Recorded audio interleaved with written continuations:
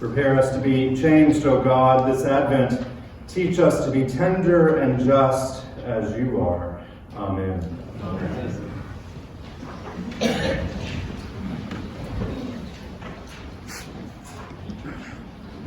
So, what do Winnie the Pooh and John the Baptist have in common?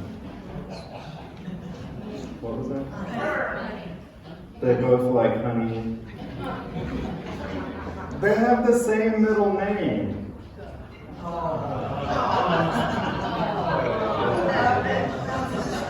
The early service thought it was funnier than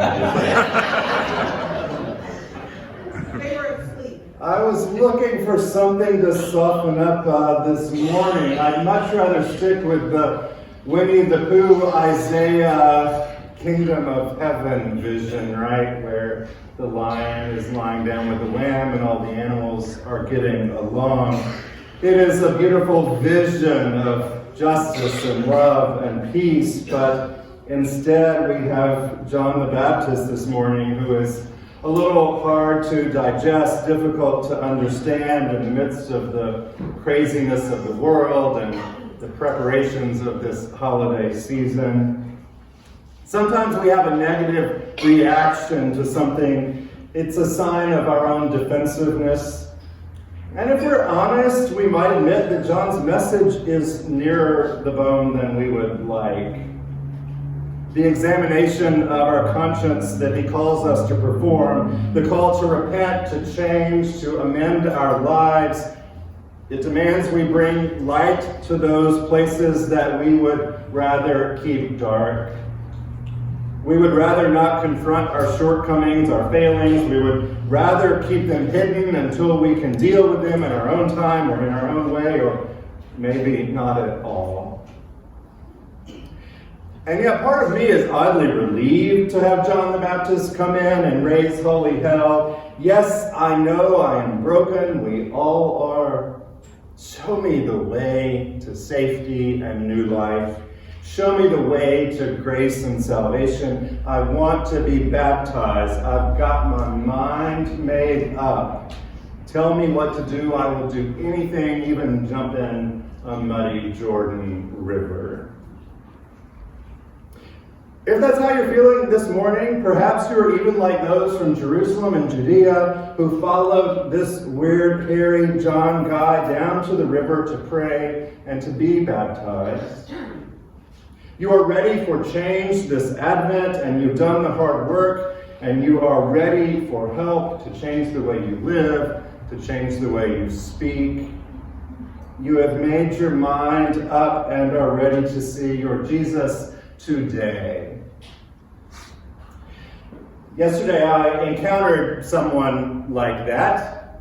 I officiated at the funeral of Elvira Hall, who died a few weeks ago. She was 91. She sat right back there in between Dottie and Linda, I would say. She was a member of the Church of the Nativity since 1970-something. Very faithful. Elvira had the right way of doing things. She chose her words very carefully, you might say. What words she didn't use, she could communicate to you with a look, whether you had done something right or wrong. She was a beautiful lady with a perfect hat, and there was a great picture of her yesterday at Mar's funeral home where we had that service down by the Greenmount Cemetery.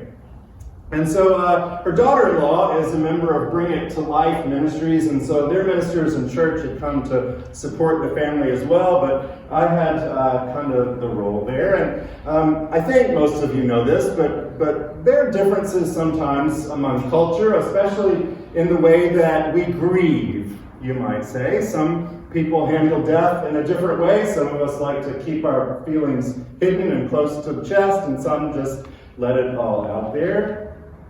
Yesterday, I wasn't really sure what I was getting into, but I had my prayer book and I was ready to go, because I can always go back to that for a good Anglican Episcopal funeral. But things were going to be a little bit different yesterday, obviously, for me, so I was going to learn something. And so this woman walked in and had on a black robe, and all of a sudden I heard kind of some music. I didn't know we were going to have music yesterday. But there were sounds coming from this funeral home organ. Do you know the one I'm talking about? That's a little wobbly and has just a few pedals, and it takes a special person to play the funeral home organ.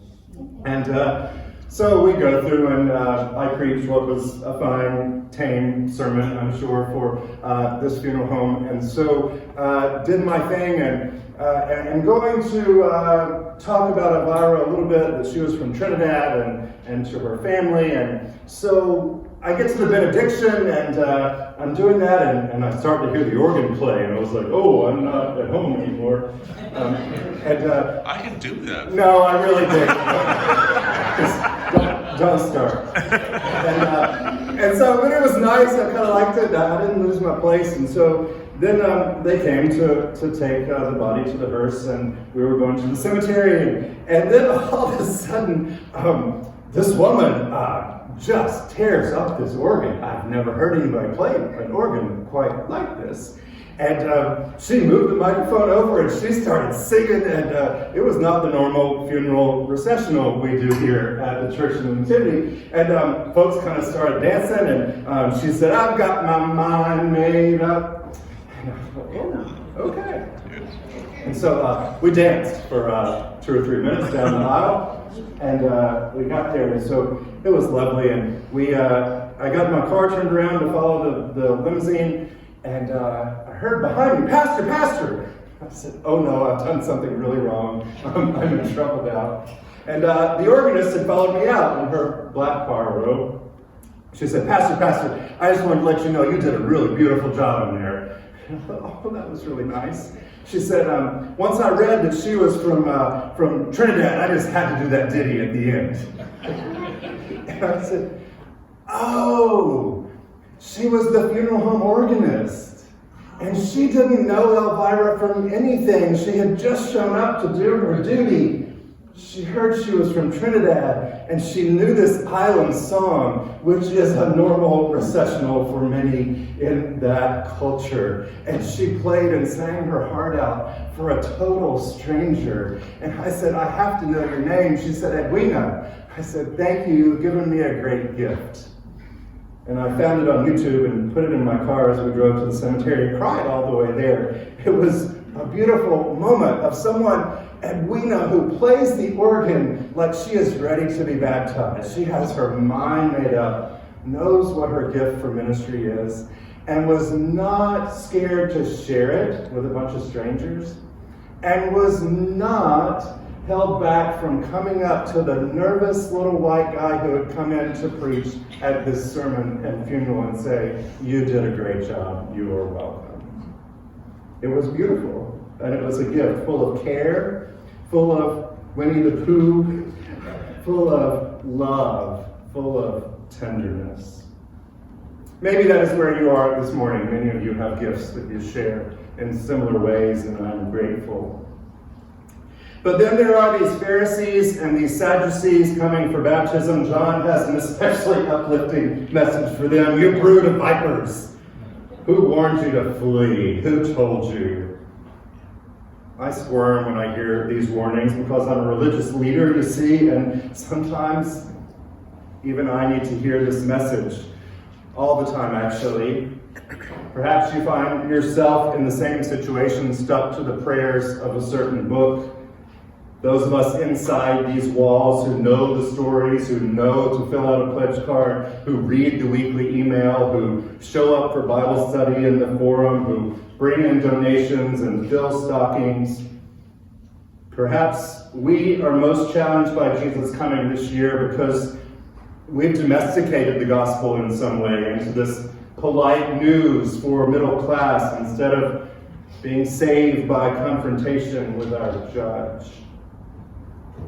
We need to be baptized too, but the call to repentance is all the more difficult because we have to repent of an entire people, a community that sometimes has gotten it wrong throughout history and sometimes gotten it right.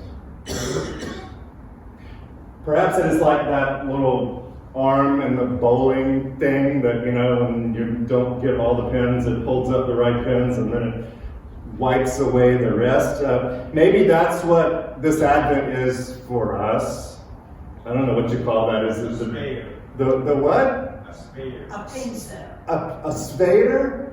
When you hear all the pin, I think it's called a spade. Okay, all right. Pin setter. Pin setter, dead wood remover, I don't know what it is.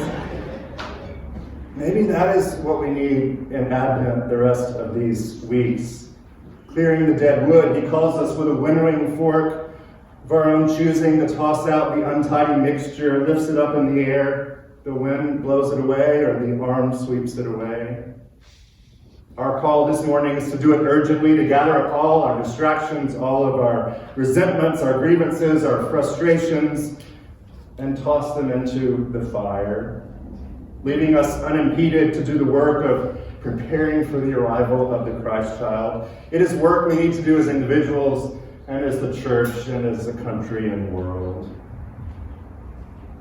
So this morning, you're like the first crowd coming willingly to be baptized. You have made up your mind, or you're like the Pharisees and Sadducees slapped upside the head coming to be baptized. Great. But there's this third option you could choose of how to show up based on the gospel. Maybe you're called to be John the Baptist. As an individual, maybe we are as a church. We need to tread very lightly here. It is very tricky work and not the gift of every Christian or every church. And yet it is our responsibility to find that realm of justice and to speak it. The church has a bad record of this too, but when done right, the kingdom comes here on earth. It is about finding the right balance between Winnie the Pooh and John the Baptist. Closing story, last night we had Doug's Christmas office party at our house, and so office Christmas parties are usually somewhat interesting, and you see your co-workers in a different way and add alcohol and food, and then you meet their spouses and they are or are not what you expect them to be, and all of a sudden you're sitting there in your living room with these people, and I don't remember their names because I only see them once a year, but anyway, someone's sitting in the recliner, and we're watching a football game that didn't turn out for my team very well, the Red and Black University of Georgia, and there's another team, and so somebody walked in and asked this woman who was sitting in my recliner, and they said, so what team are you rooting for? She's like, oh, I like the yellow one. And I said, wrong answer. And she's like, oh, I'm sorry, I just choose teams based on color. I was like, not a good time to do that. And so we kind of make small talk and keep going, and I'm trying to be polite. And so I say to keep the talk going, I said, well, how are you celebrating Christmas this year? Any special traditions, like, or the holidays or whatever? She was like, no, it's just another day for me. I was like, huh, okay. And I turned to her wife and I said, anything for you from your family? No, because of her, it's just another day for us. And I was like, oh. And so I let it go. And so we keep going, more small talk, blah, blah, blah. And finally, she says, so what is it you do? I said, I celebrate Christmas. And I said, I'm a pastor. She's like, oh, I've stuck 2 boots in my mouth now. I was like, and she said, well, I just don't think that the birth of the Christ child should be distilled into buying more presents for people. And I said, well, I agree. I agree. We kept going, and I struggled, and I wanted to just I don't know what I wanted to do. I kind of wanted to break into John the Baptist, but then life kept going, and more people came in, and it just was not the right moment. And so at the end, as they were leaving and giving them their coats, she said, hey, I'm really sorry about that comment. And the other, I said, it's okay. We have Christmas Eve church at 5 o'clock and Christmas Day at 10 o'clock. I said, you might want to join us. She was like, well, what are you? I said, I'm Episcopal and Lutheran. And the wife said, well, I'm Roman Catholic. That ought to be pretty good. I said, yeah. I've been playing that over in my head since last night because I'm not sure if I did the right thing. I wanted to say more, and yet at the same time, I think she had been hurt by the church somewhere. And last night was probably not the right time for the John the Baptist message, but more of Winnie the Pooh. And I think it is our challenge as Christians, especially right now and in this season, to find the balance in this crazy world of ours. Between the love, between the tenderness involved in chasing a stranger down and saying, hey, you're doing a good job, to living out what it is we do, whatever your vocation and your gift, with that much joy that you are headed to the river to get baptized for another new day. And also to follow the ways of justice, to reach that vision of Isaiah of justice and peace and encouragement and love and inclusion for all God's people. Stick with Winnie the Pooh and John the Baptist for the next, well, at least 2 weeks. John the Baptist will be back next Sunday. Struggle with that as you finish your preparations. For as we make our way there, there is Word become flesh in a manger that could use a little bit of both tenderness and justice.